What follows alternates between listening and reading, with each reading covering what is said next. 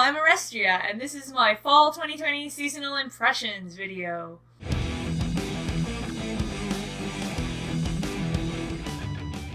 This time I'm trying something new where I've separated the shows into 3 categories: Nope, Fine, and Recommend.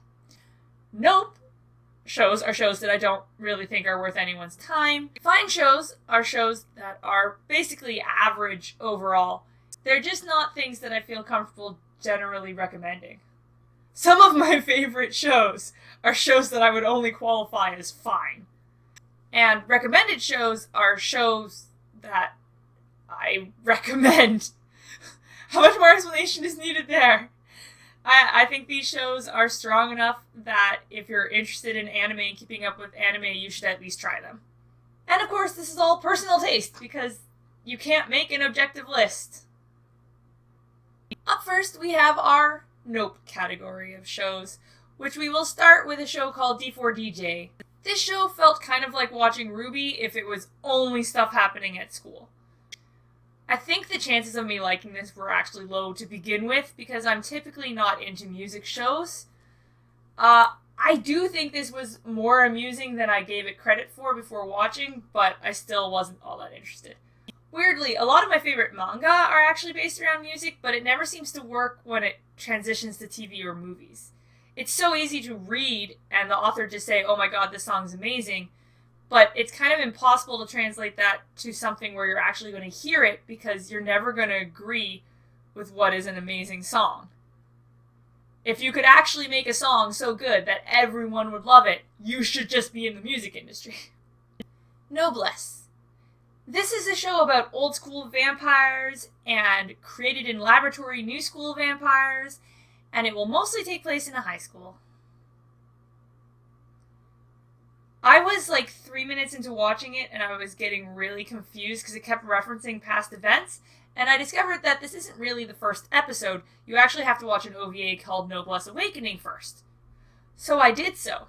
I will say, as much as takes place in a high school is the perennial anime complaint, I actually liked the high school stuff pretty okay in this. It actually got some laughs from me.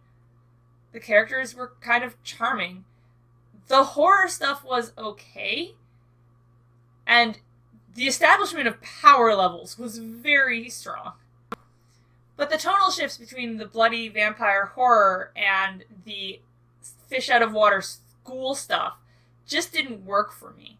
The main human character I actually found very charming, but the titular noblesse, he's very pretty.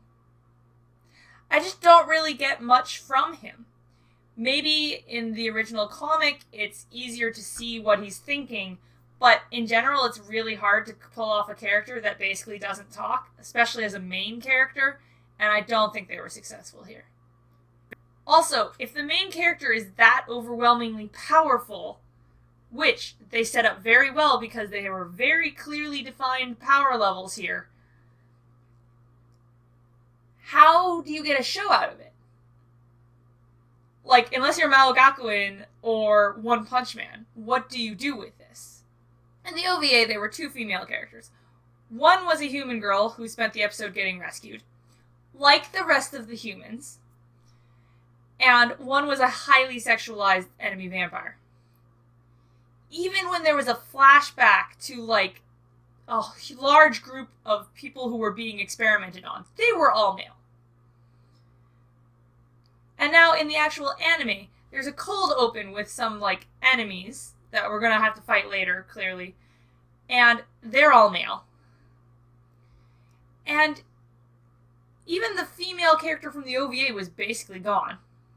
Right before I stopped watching, a female vampire with, like, her brother vampire showed up, but they had about as much personality as Rai here.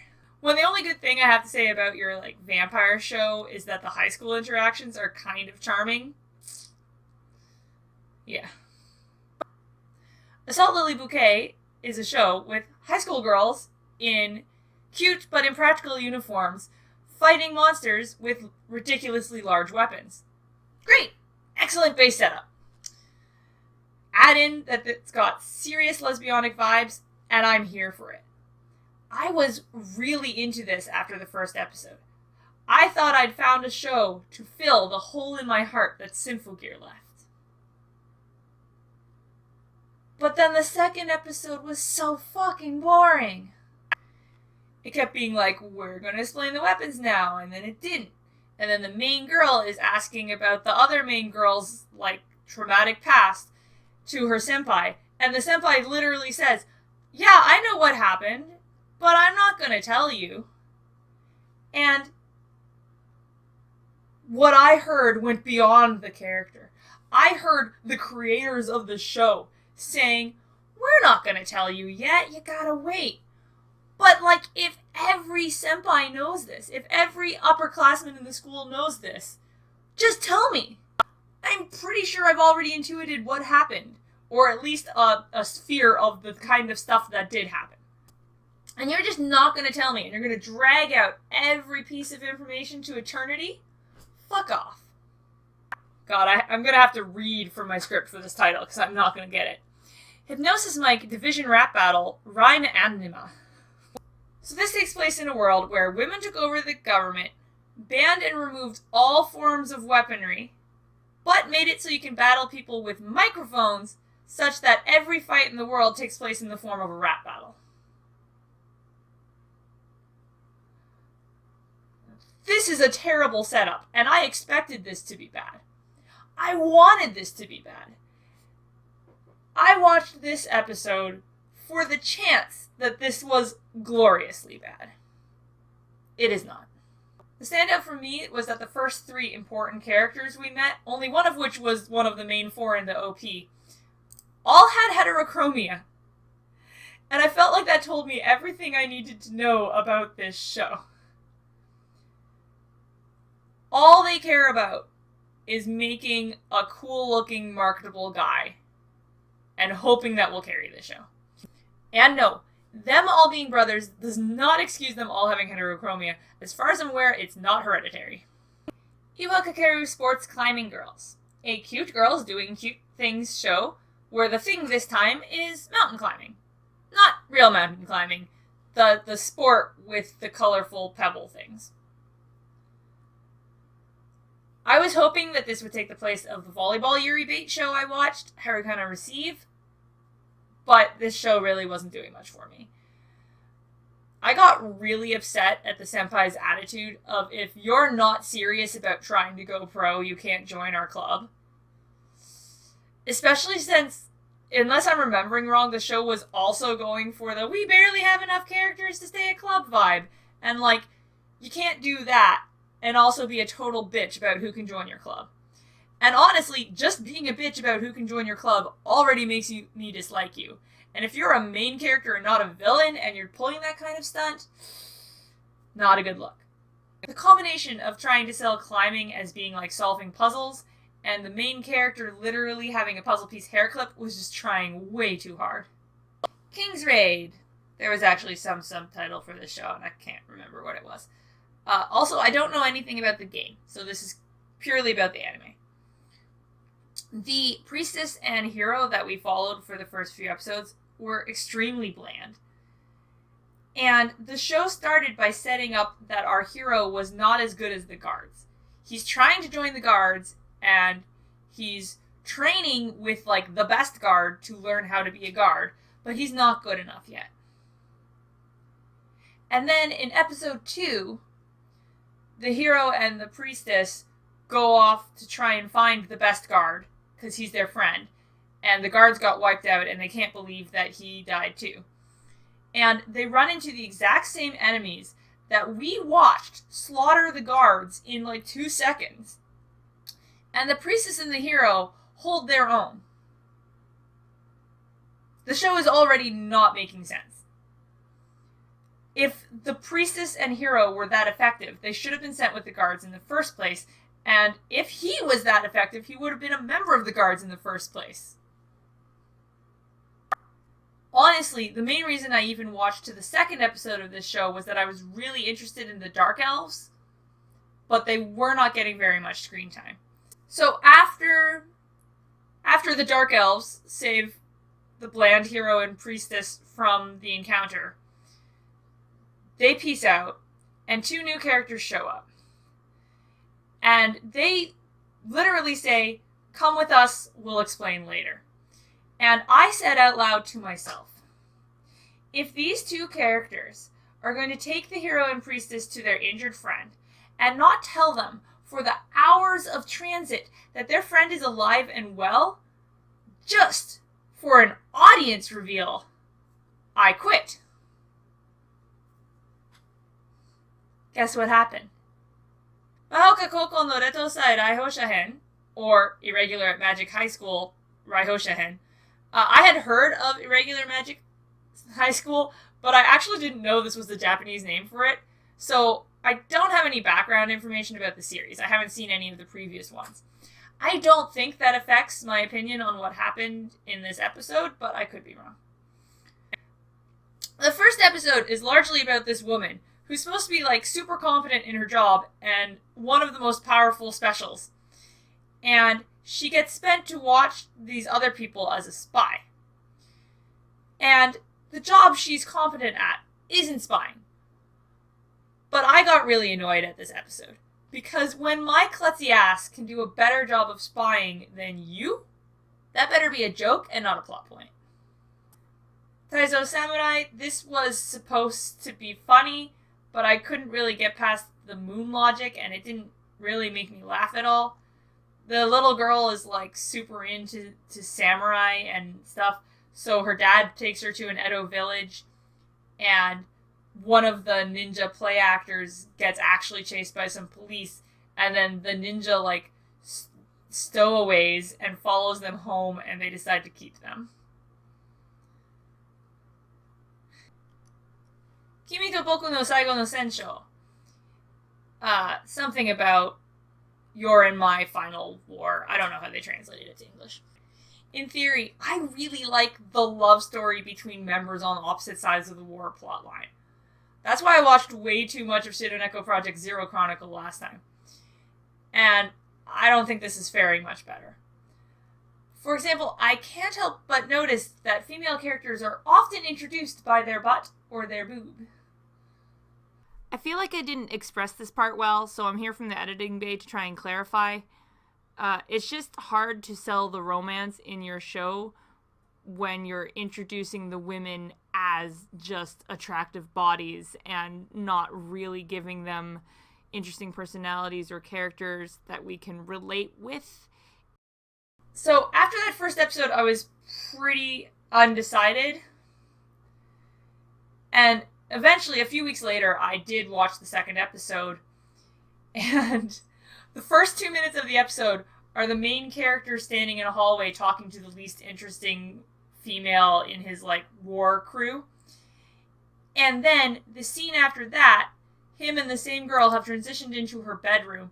And the scene is literally framed by her undergarments. And they're there for 10 or 15 seconds before the guy notices it. And then the girl notices it, and she freaks out. And I was like, oh, this show has some things that I'm interested in, but the show is not interested in them. This is what the show is interested in. This is what the show is going to be like. So I dropped it. By the way, I would have watched at least a little bit longer if the girl shrugged off her underwear being visible, because then she would have some kind of character other than being a generic, polite, nice girl. Next up are the fine shows.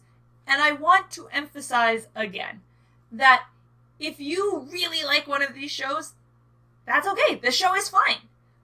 I'm not calling these shows bad.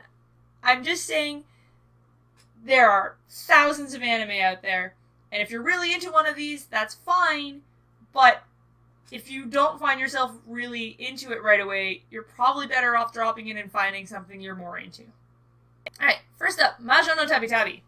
I really liked this one at first. I was loving the animation, the creative designs, the design of the main witch. She is adorable. I don't know if I'm just not cut out for these travel shows, because I watched a fair amount of Somali and the Forest Guardian, and I thought I was liking it at first. So with this show, I just kind of realized that she's going to experience things But she's never going to solve problems. Even if it's a problem she has created herself, she's just going to experience it and go.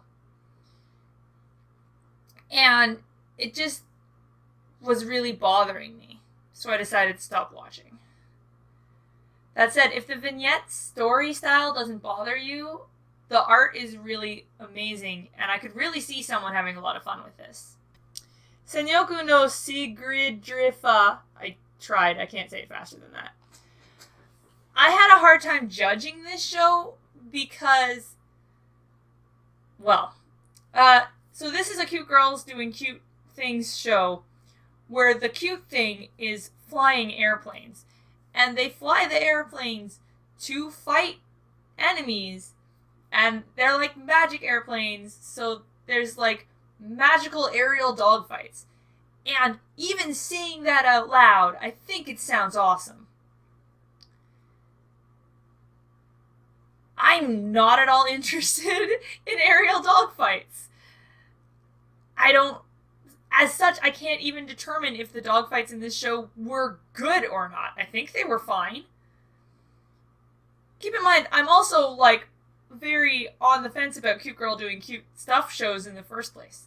But if you are the person who likes cute girl doing cute stuff and magical aerial dogfights, I absolutely think you should try this out. Magazi Warheit Zuerst. I literally don't know how to feel about this. I liked that there were guns and swords and magic all being used. I liked that the guard troop that we were watching had some women in it, which is honestly pretty progressive for an anime. This show is really interested in exploring the motivations of why the characters are doing what they're doing. And so it's cool because you get this feeling of like, well, no one's a bad guy because like I understand why he's doing that because of his circumstances and he kind of had to do it. But because of that, the plot kind of felt like bad stuff happening to good people despite their best efforts. Which is very realistic and interesting and shows a lot of depth, but I just found it kind of depressing. Spoilers for the first 2 episodes. Our main character helps this other guy, and by helping this guy, he accidentally ends up forcing this guy into becoming a smuggler. And this guy then kills the main character's best friend. Because he had to, like, in self-defense, because the main character and his best friend are the guards who are trying to stop the smugglers. And this just makes me feel bad. It is not bad storytelling, it's not bad action, it's not bad animation. It just made me sad. And I didn't want to feel sad. I think this is probably an interesting show. I'm looking at this poster here, and I'm wondering, like, was there a time skip? Do these 2 characters remain, like, important characters, or is this actually different characters? And, like, what's... But I just, like, especially with how many shows I was watching this season, I just did not desire watching more. Hanyo no Yashahime is a sequel to Inuyasha. As far as I understand it, Rumiko Takahashi, the Inuyasha author, provided a base story and had script oversight where she could, like, go back and say, like, no, but she didn't actually write it. I'm not a huge fan of Inuyasha, so I'm not saying that's a good thing or a bad thing. I'm just letting you know my understanding of the situation.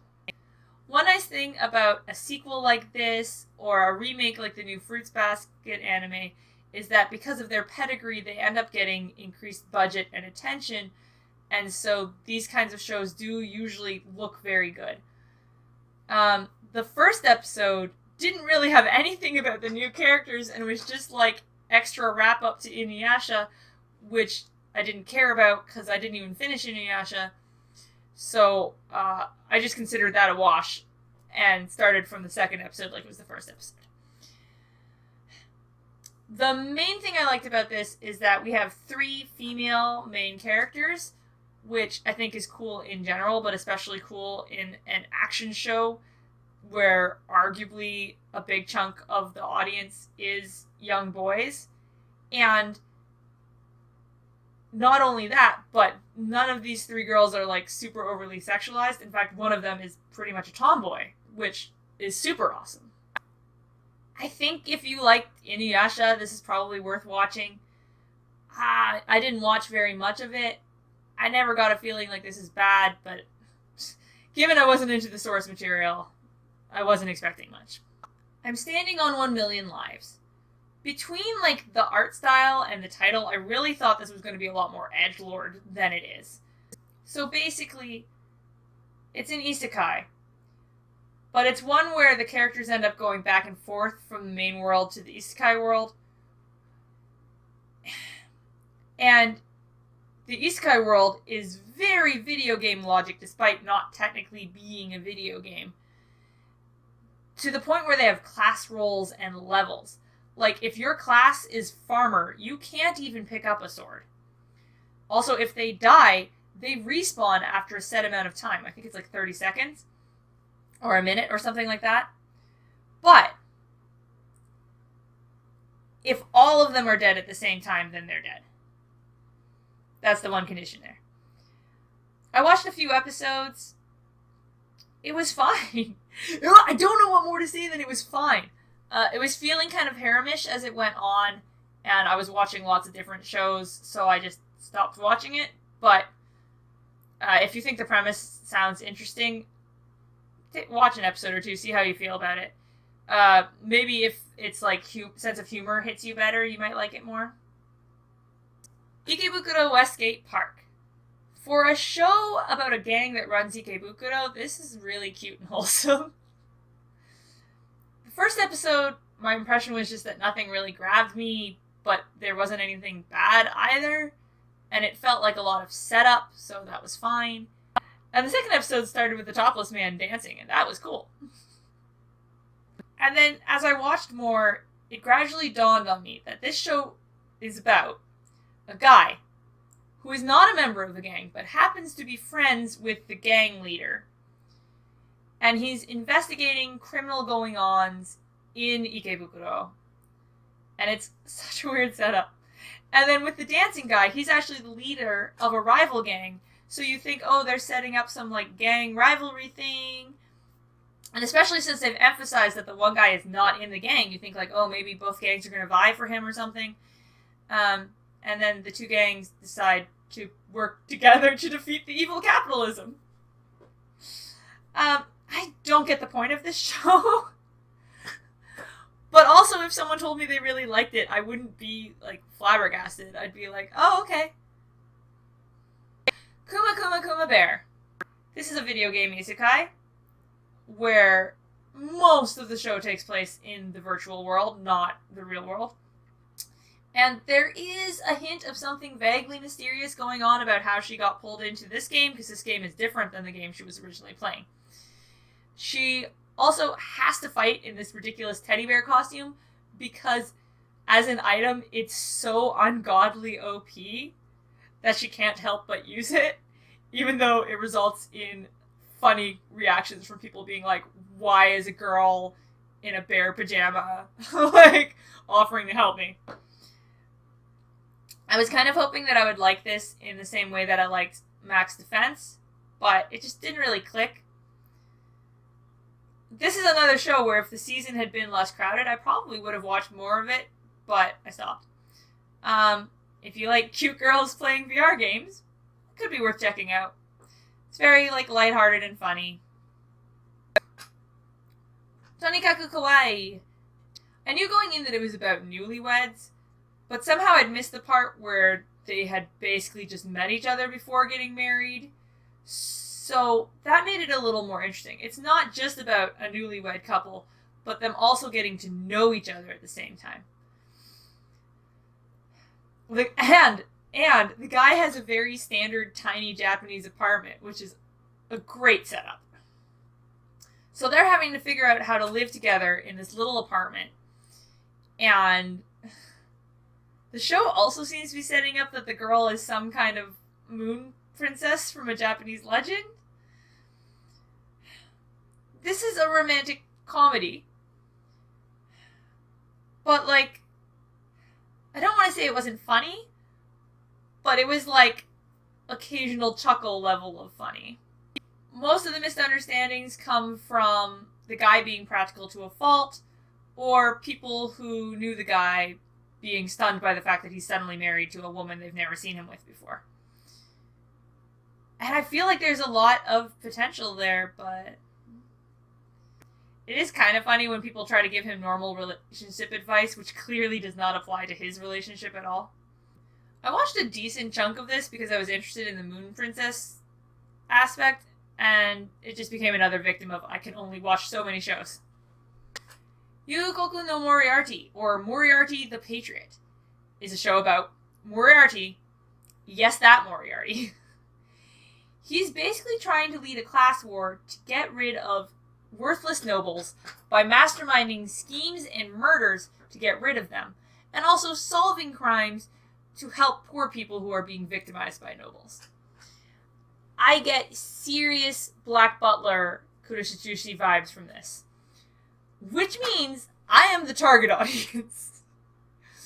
If you like Black Butler, this show is worth a watch. It's like, get rid of the bad comedy with the servants, replace the magical demons and Shinigami stuff with Sherlock lore, and you get this show. There are two main downsides to this show. The first is that the entire season was just set up for a season 2. Sherlock doesn't even show up until the last third. The second, yep, it's representation again. In the first 2/3 of this show, there are no recurring female characters. All the women are victims. They've been murdered, their child has been murdered. Okay, there was like one prostitute who just had a nice night. And then when we do get a woman, the one woman is Sherlock's landlord.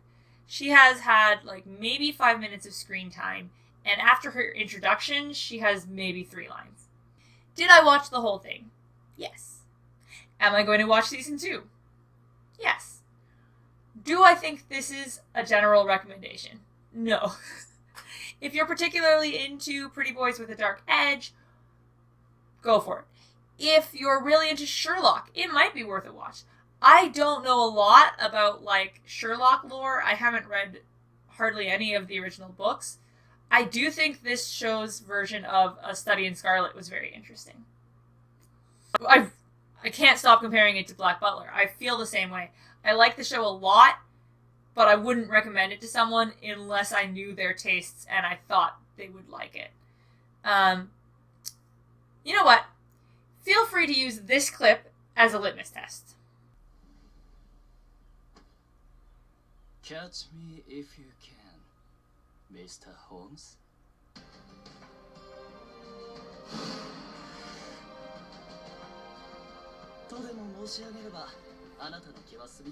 Adachi to Shimomura. So this is a shoujo ai, which means a light, not very sexual lesbian romance show. And it's about 2 high school girls. And this is the part of the show that I liked. Their relationship seemed very cute. It was developing slowly from a friendship. Their scenes together were very interesting. I could see someone finding it very slow, but I wasn't finding that to be a problem because it was really gorgeous. However, for some reason there's a space alien girl in a spacesuit, and she's from the future or something. This is the part of the show that made me stop watching. I don't think it's a bad show, but it was hard to stay interested when I wanted to skip like half of each episode. Danmachi, or as it's known in English, Is It Wrong to Pick Up Girls in a Dungeon? Season 3. I don't want to get too much into it because there's probably going to be a The List video on Danmachi eventually. This is a vaguely ecchi fantasy world show, and the title makes it sound like a very different show than it is, because the main character is not trying to pick up girls. There definitely is a harem around him, but I kind of don't blame the girls because he's just really cute. And he doesn't seem romantically interested in most of the girls, which I also don't blame him for. In this world, this is not an isekai. It's just a fantasy world. And gods got bored of being gods and came down and became mostly like mortals.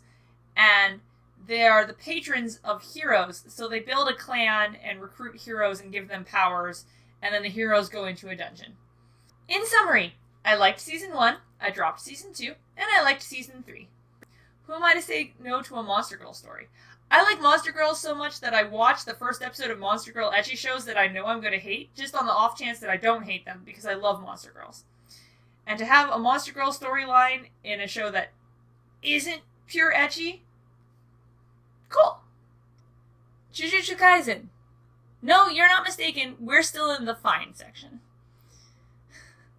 Also, I watched 1 minute of this show and paused to Google if it was Shonen Jump, and I was right. Nailed it. Recently, there's been a trend of shows mixing horror into shonen, and overall, it has been an awesome trend. Kimetsu no Yaiba. Jujutsu Kaisen is part of the trend, too. Our main character ends up being a vessel for a very, very bad curse, basically a demon, and he can use that power to help him fight other curses. For a long time, I kept going back and forth on whether I liked Jujutsu Kaisen or not, which is why it's languishing here in the fine section. This show is a roller coaster for me. There are moments and scenes that are just so good. Some of my favorite moments of this anime season were from this show. And then there are large chunks of this show that I either don't care about or actively get annoyed by. For a long time I kept watching, just waiting for another holy fucking shit moment. Until one scene pissed me off so much, with wasted potential, that I declared the show dead to me. In general, the horror scenes are what are really excellent about this show.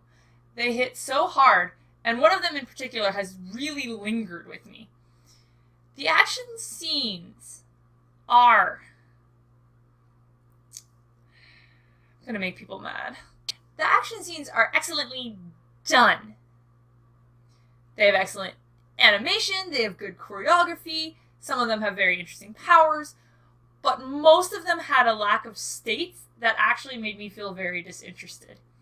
There was one episode that was pretty much entirely a mega hyped up fight that 1 second into the fight they established there were no stakes and the whole thing just felt boring despite camera angles and effects and reveals. Like, it was just...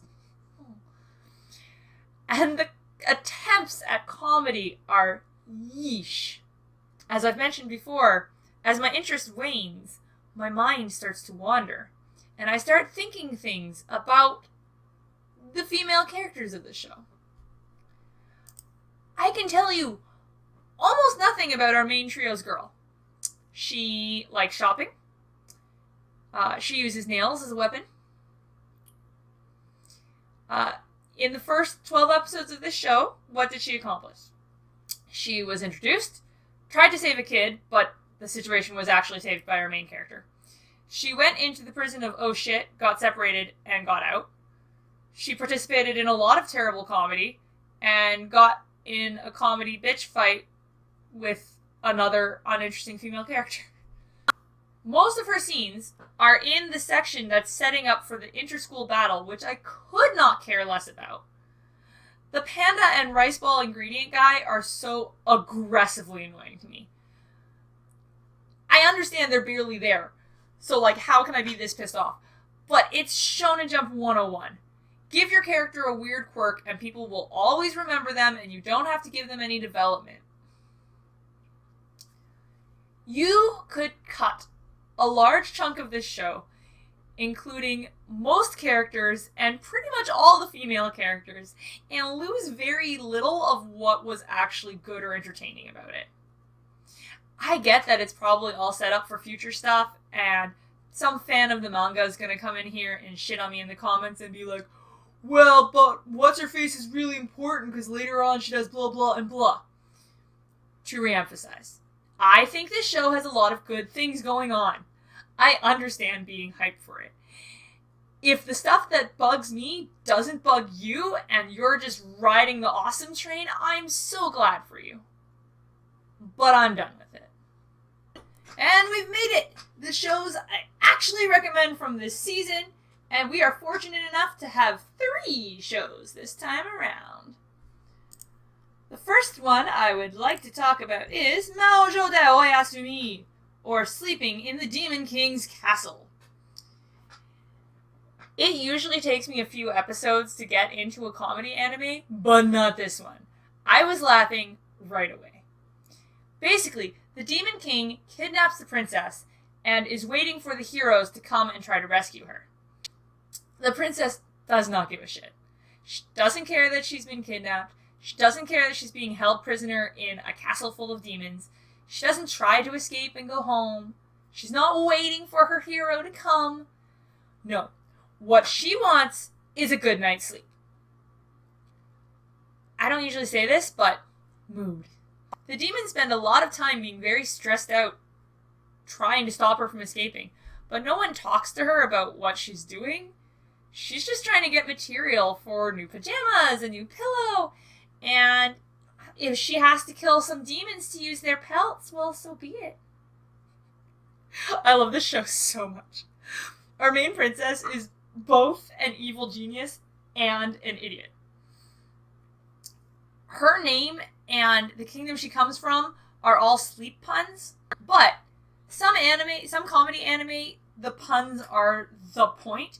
The puns aren't the point here. There's so much more comedy going on.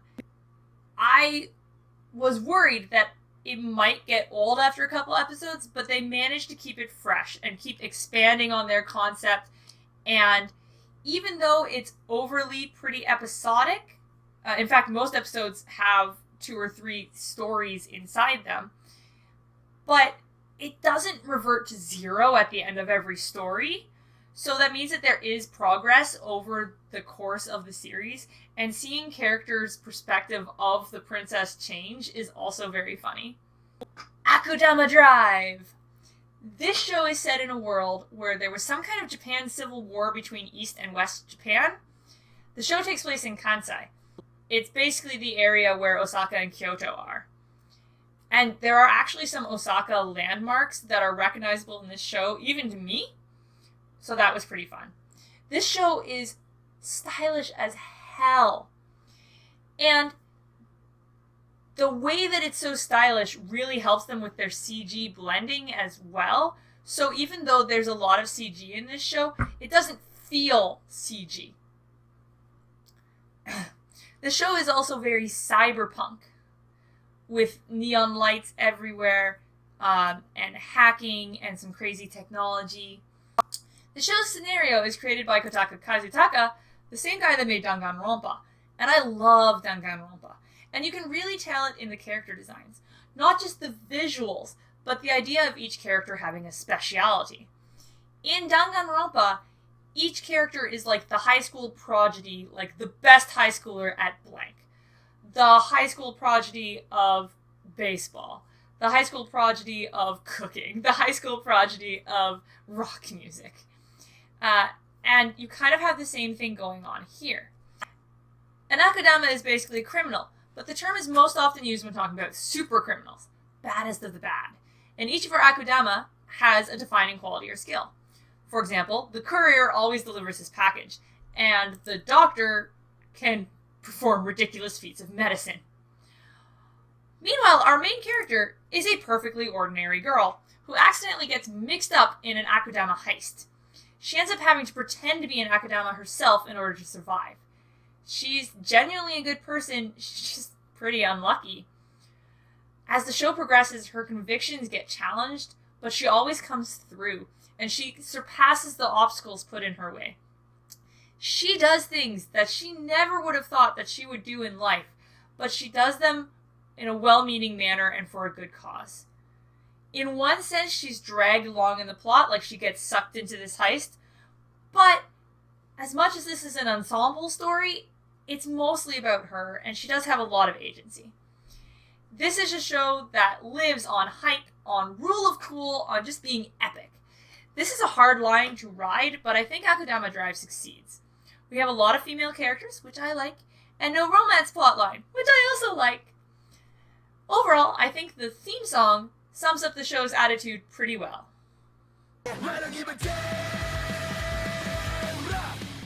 And our final recommended show is Muno na Nana. This and Akudama Drive are pretty much competing for anime of the season, and I think Akudama Drive takes it. The animation is much better, it's so slick to watch, and it's a completed story, whereas Muno na Nana is just the first chunk of a story. But it's a close competition. In case you happen to be listening to this and not watching it because these visuals, I'm showing my live tweets of watching the first episode.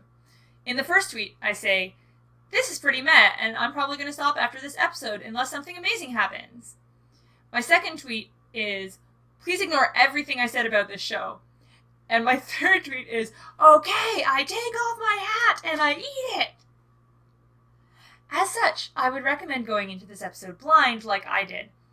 But I am going to give an explanation of the show. It's going to be as low spoilers as I can get. But again, the first episode of this show will be spoiled even by an unspoilery summary. So if you want to just trust my recommendation and go into this show, use the bar at the bottom to skip to the best girl section. I'm now going to try to sell this show, and I'm going to stay as unspoilery as I can, but I still have to give away the premise. And the first point I have to say is that this show is the most Death Note thing I've seen since Death Note. As the title advertises, Nana has no special powers. She's using Sherlock-style deduction to pretend to have mind-reading powers. She is a normal human with a dark past, who's been recruited and trained and sent to the school for specials as an assassin. Her goal is to kill them all. The reason I mentioned Death Note is that there's one person at school who's onto her, so she's trying to deceive this person to convince them that she's not the killer, while he's trying to follow her and investigate and prove that she's the killer. Why doesn't she just kill him? Well, his power is one of the bullshit ones I mentioned before. This leads to a cat and mouse game and a battle of intellects along with all the intrigue. This show isn't just a slaughterfest, though. There really is a heart to it, and it examines trauma and manipulation. I've seen people complain that they think the kids are dumb and not reacting appropriately to what's going on, but I don't think how they're acting is actually that unreasonable. Remember, you're thinking about it from the perspective of the audience, and you know that she's a killer. They're coming at the perspective of just being more or less normal kids with superpowers, but just doing their high school life. You're not really mentally prepared to kill or be killed at the drop of a hat. Of course, it's going to be hard to believe that on your isolated island full of training superheroes that there's a serial killer loose among you. You're going to be predisposed to think of them as incidents, as someone went missing, like maybe they ran away back home. It seems reasonable to me. Basically, if you're a trained assassin going up against high school kids, you have a huge advantage. And now it's time for Best Girl of the Season. Yukoku no Moriarty? Nope. Jujutsu Kaisen? Nope.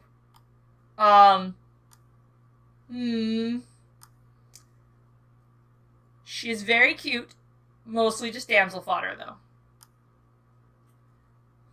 Okay, there are lots of good options here. I could make an argument for most of the women from Akudama Drive.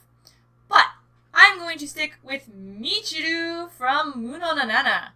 Michiru's power is healing. By licking a wound, she can heal it. She does suffer when she does it, though, and the method by which she heals is by licking a wound, which gets her a lot of comparisons to a dog. If you're familiar with how my tastes tend to run, you might notice that she's not really the type of character I usually gravitate towards. She's just a sweet, innocent girl, super cute. I can't explain here character development and stuff. And next, Best Boy. It's Cutthroat from Akudama Drive. I can't help it. I fucking love pretty boy psychopaths. Grell Sutcliffe, Prince Belphegor, Juzo. I don't know why I like this trope so much. I really don't. Please help. Alright, that is it for the fall anime season. Which shows did you love? Anything I suggested here that you're interested in trying? Also, send me energy, because there are approximately 1 million shows coming out next season. I think there's more than 20 first episodes I'm planning on checking out, and that's not even counting continuing shows like Attack on Titan, where I'm not caught up. Hey, see you next time. Bye-bye.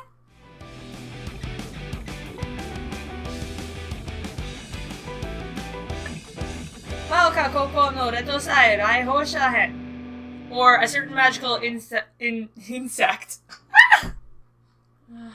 Why are the shows so hard to pronounce this year? Sanyoku no Sigridifa? Sanyoku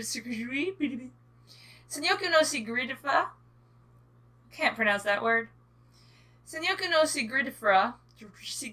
I'm gonna pronounce it Japanesely. Sanyoku no Sigridifa. I still can't do it. Siguridifa. The combination of trying to sell climbing as being like solving puzzles with the main character Lizardly shows that there's really a siller. It's going to be kind of hard to believe that there's really a siller because you can't make an objective list. Why am I such a thumbs up bisexual? Fuck.